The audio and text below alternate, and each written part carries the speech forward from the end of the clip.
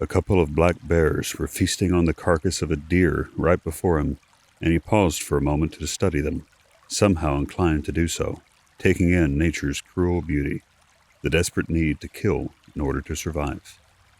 Then he reflected upon the grizzly bear's unreasonable chase after Charlotte, what seemed to her like an eternal torture, and wondered if animals did feel resentment towards others they didn't even know, wondering if he wasn't all that odd after all for avenging those who never harmed him.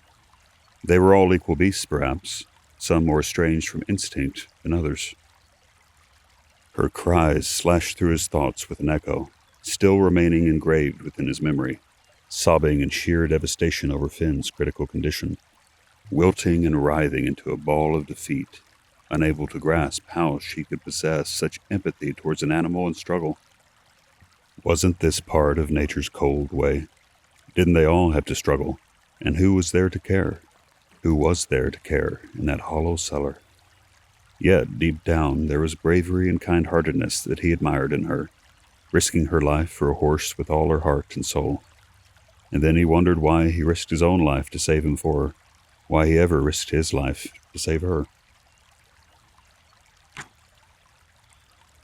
He thought of her.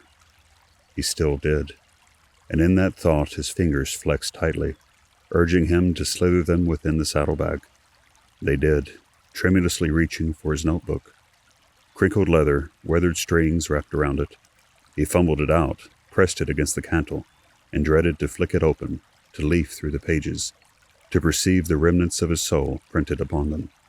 They had caught dust and cobwebs and his cowardliness, but he slipped a thumb through the gap, trailing the pad of it to the page he had last drawn upon, and bravely, yet fiercely, he flipped it open. A pang of tenderness shot through his core, and his fingers bit into the leather as his eyes met hers. Charcoal ash framed by long lashes, but he could still perceive the piercing colors of amber, green, and brown.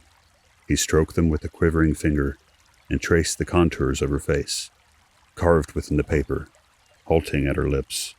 Something clasped him in turn, and he let go, snapped the notebook shut, and looked away, tearing her memory to atoms in the approaching storm.